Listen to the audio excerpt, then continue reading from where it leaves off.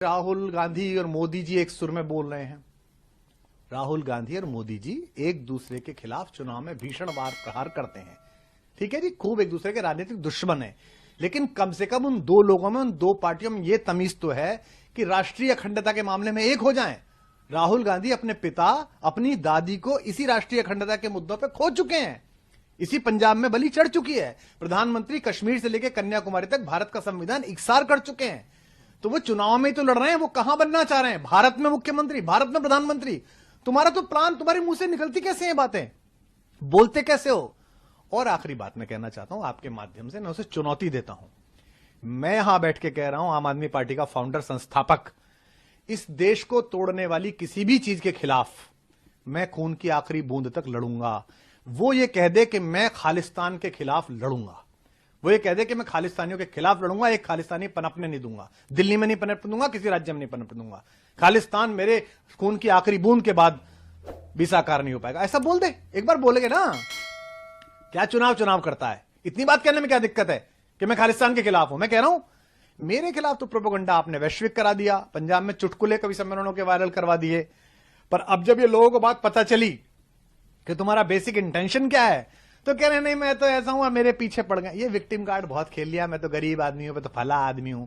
बात निकलेगी तो जरा दूर तलक जाएगी। सर, वो अपने आप को तो कह रहे हैं कि मैं असली भगत सिंह का चेला हूं, ये बात वो कहते हैं। भगत सिंह किसके लिए? प्रधानमंत्री और उसके अलावा राहुल गांधी जो हैं, उनके बयान सामने आए, आप पर हमला बोल रहे हैं एक खास बयान को लेकर, उस पर आपका क्या कहना? ये जैसा मैंने कहा कि ये सारे इकट्ठे हो गए हैं। ये मोदी जी, प्रियंका गांधी, राहुल गांधी, चन्नी साहब, सुखबीर बादल, कैप्टन अमरिंदर, सिद्धू, ये सारे इकट्ठे हो गए हैं। और सारे ये क्या कह रहे हैं? पिछले कुछ दिनों से मैं देख रहा हूं ये क्या आरोप लगा रहे हैं।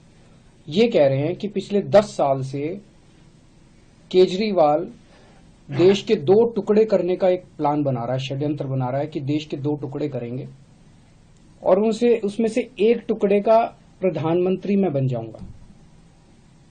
मतलब ये तो कॉमेडी है, ये तो हंसने वाली बात है। ये हो सकता है क्या? 10 साल से केजरीवाल एक प्लान बना रहा है कि देश के 2 टुकड़े करूंगा और मैं उसमें से एक का प्रधानमंत्री बन जाऊंगा। तो मैं पूछना चाहता हूं ये तो इसका मतलब मैं बहुत बड़ा आतंकवादी हो गया। तो ये इनकी सारी सिक्योरिटी एजेंसीज क्या कर रही थी? पिछले 10 साल में 3 साल तो कांग्रेस की सरकार थी, कांग्रेस वालों ने क्या किया? सो रहे थे वो लोग। 7 साल से बीजेपी की सरकार है, केंद्र में मोदी सरकार है, मोदी जी ने क्या किया? मेरे को गिरफ्तार क्यों नहीं किया? इनकी एजेंसीज क्या कर रही थी अभी तक? तो ये ऐसी हास्यास्पद बात है जिसको मतलब सुन के ही हंसी आती है। और शायद मैं दुनिया का सबसे स्वीट आतंकवादी होऊंगा जो लोगों के लिए अस्पताल बनवाता है, लोगों के लिए स्कूल बनवाता है, बुजुर्गों को तीर्थ यात्रा पे भेजता है। आज तक तो मैं समझता हूं कि दुनिया में ऐसा कोई आतंकवादी पैदा नहीं हुआ जो सड़कें बनवाता है, पानी बनवाता है, बिजली ठीक करता है, लोगों को बिजली फ्री देता है, लोगों की सेवा करता है। ऐसा तो आतंकवादी आज तक कभी पैदा ही नहीं हुआ होगा। और बड़ी इंटरेस्टिंग चीज है, इसका जरा सा सीक्वेंस अगर हम देखें, राहुल गांधी जी ने सबसे पहले ये आरोप लगाए मेरे ऊपर। अगले दिन प्रधानमंत्री जी ने वही भाषा इस्तेमाल की जो राहुल गांधी ने इस्तेमाल की। अगले दिन प्रियंका गांधी ने वही भाषा इस्तेमाल की। अगले दिन सुखबीर बादल ने वही भाषा इस्तेमाल की। मेरे को कुछ लोग, मेरे लोग कह रहे थे जी राहुल गांधी पे लोगों को यकीन, या राहुल गांधी जी कुछ बोलते थे तो जनता विश्वास नहीं करती। लेकिन ये नहीं सोचा था कि प्रधानमंत्री नरेंद्र मोदी जी राहुल गांधी की नकल करेंगे, एक दिन ऐसा भी आएगा। प्रधानमंत्री जी भी राहुल गांधी बन जाएंगे, एक दिन ऐसा भी आएगा। और ये इतना बड़ा आतंकवादी ये पकड़ा कैसे गया? पिछले 10 साल में, 7 साल में, जब से मोदी सरकार आई है, इन्होंने मेरे घर पे, मेरे दफ्तर पे दिल्ली पुलिस की रेड कराई, उसमें कुछ नहीं मिला।